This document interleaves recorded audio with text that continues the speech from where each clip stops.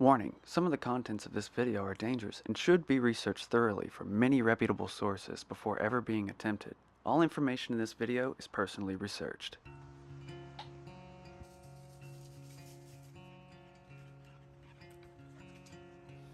Hey, welcome to another episode of Stumper Wild. In this episode, we're going to be doing fire starting tips with the deciduous trees, making activated carbon, checking out toiletries, and even making soap. Also, Maybe we can do a little bit of fishing, so stick around.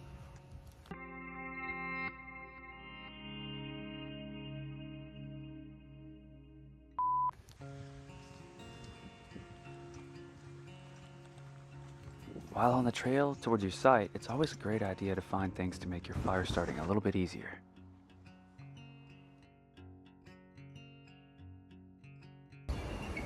It's an eagle. There were actually two, but I could barely capture any footage of them. However, I did find a nest just a little ways down. We hike this trail often, so if I see hatchlings, I'll be sure to share it.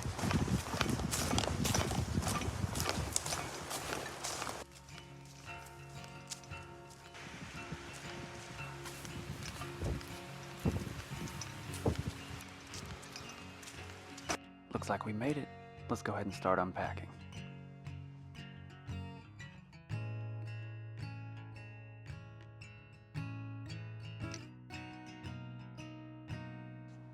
You can see we still have the same stuff from the previous episodes.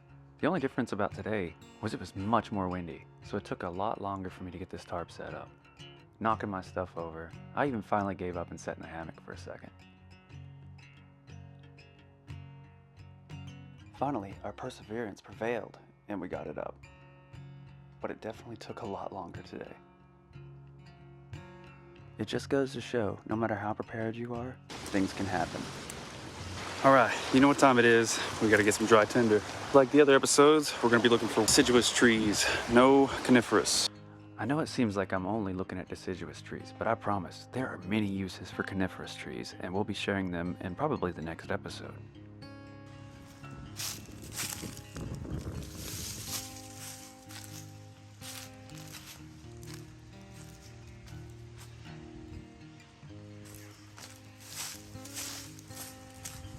Now that we got our firewood, let's go ahead and dig the hole out and get it started. Using our tinder that we gathered on the trail, followed by our hardwood limbs. I'll be showing you in a moment why we gathered specifically deciduous. Well, on average, it usually takes me about 5 to 10 minutes to make a fire. Today, it's taking about 30. We already know fire is essential for warmth, cooking, and keeping things lit up at night. But it's also really essential for keeping things clean. Not just by burning, but what it leaves behind, activated charcoal. Basically want to limit as much oxygen as you possibly can while you're burning it so that it doesn't start a flame. Once it starts a flame, then it becomes oxidized and it's a hydrocarbon and it's not as clean. Activated carbon is basically anything that's been raised at a higher temperature. It's all it really is. Once it's been burned up, it takes all the bacteria and all the little chemicals that are in the wood, it evaporates it out, and it leaves these tiny little holes, these little pockets. And if you've ever touched charcoal when it's black, it's kind of dry, very absorbent. So if the coal itself is absorbent, you want to make as many holes. Think of like Swiss cheese. So if you have Swiss cheese at a microscopic level and it's charcoal, so if you run something through it, it's all going to stick in these little holes and all these little pockets. Essentially what you can do with it is you grind it up. You can make toothpaste, a bunch of different kinds of cleaners with it, filtering your water. It's easy to catch fire. There's many reasons this is how you make it. All you need is a high temperature pot with a lid so that you can limit how much oxygen goes into it. Also, your carbon or hardwood. We're just going to start by adding some hardwood that we gathered into this pot, putting a lid on top, and setting it over the fire, limiting the oxygen. If you burn the wood in the open air, the ashes will turn white. That doesn't mean they're not usable, but that's not what we're going for here. We want to get activated charcoal, that black stuff. Despite there being holes here, there isn't any oxygen actually flowing in because the heat is pushing out. And most of what you're seeing is the bacteria and toxins that were trapped in the wood evaporating. The more sap and liquid in a wood, the longer it'll take. We're gonna let that cook out until it stops smoking. That's what makes deciduous trees a perfect choice for this. Hardwood doesn't take as long to clean. Done.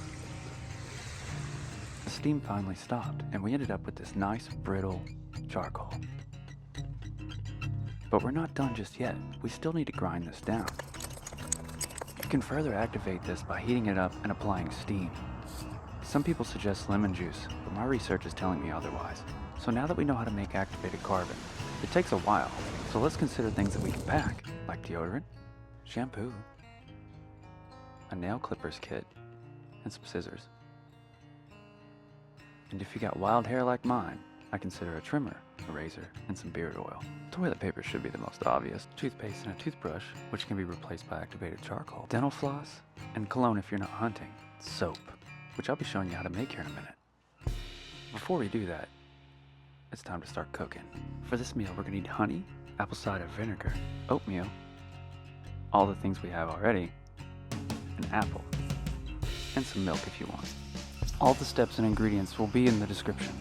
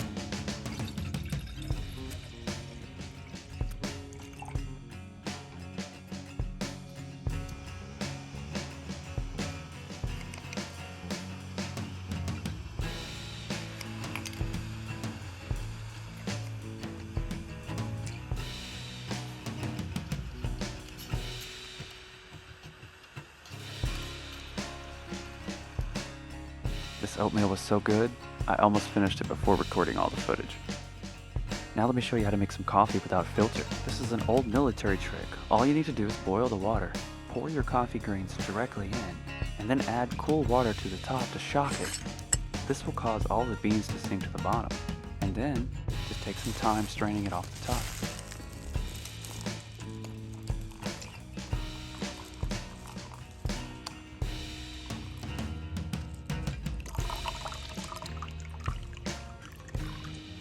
I like to add local honey for allergies and milk as cream. Do the best you can to remove the residual floating beans from the top. It's not going to be perfect because you don't have a filter, but there aren't any beans in the bottom of this, and there's only a few still floating on the top. Adding a couple beef links for protein, we now have a full breakfast. But how good is this coffee?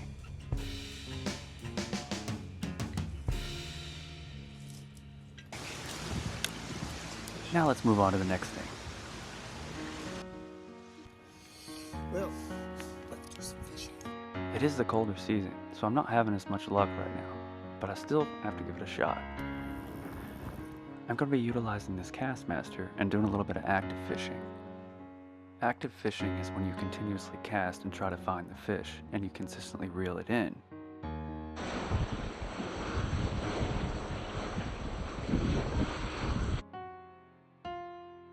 In case you didn't know, cooler water affects barometric pressure, and it will send the fish to the lower, deeper waters. So we switched back to our common bottom rig.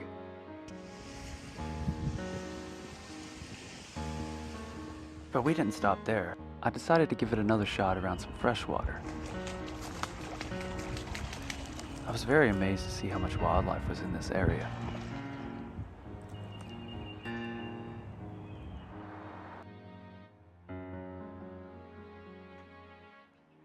Since we're fishing around trees, I decided to use a bobbing rig to eliminate snags as much as possible.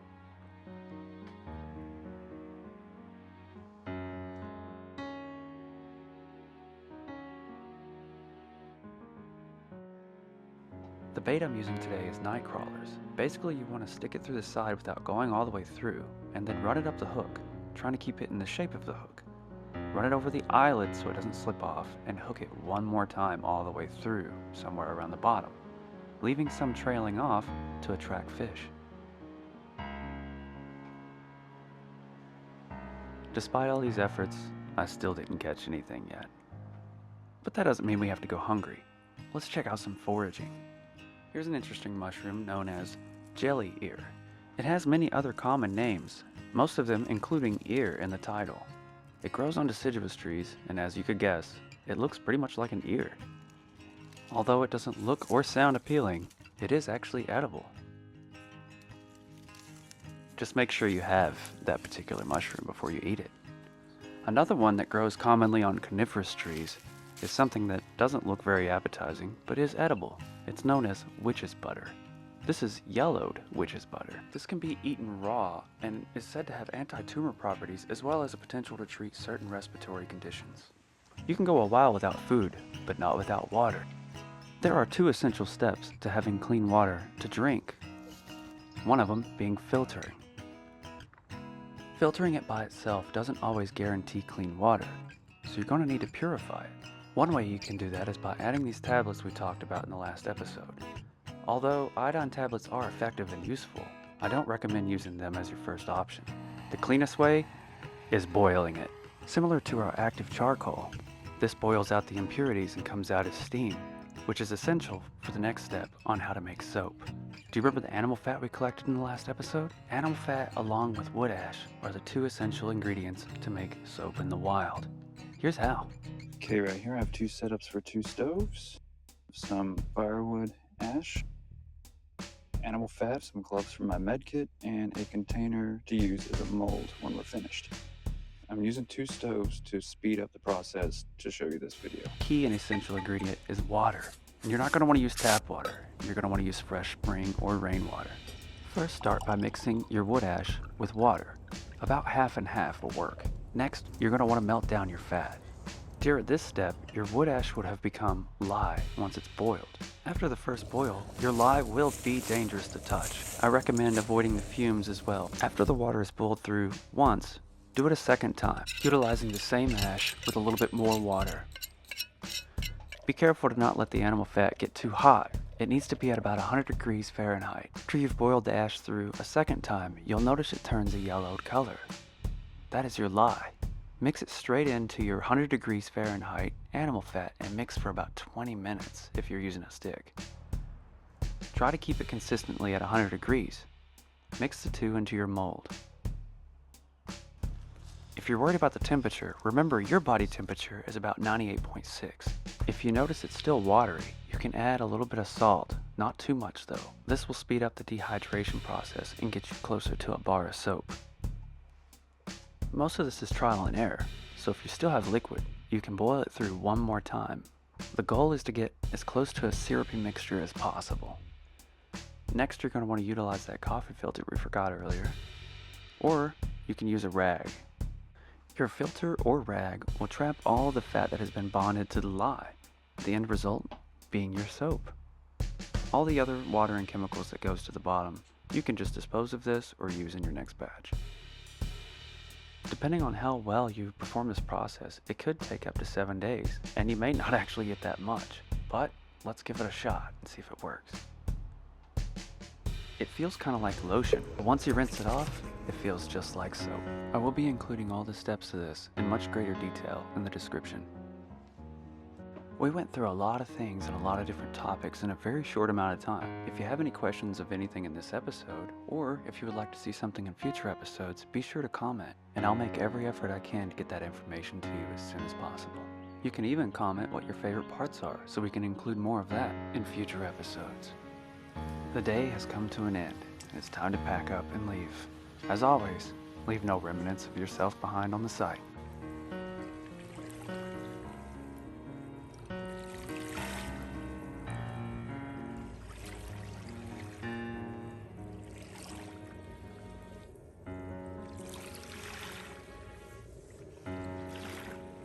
Thanks for sticking around to the end, and we'll see you next time.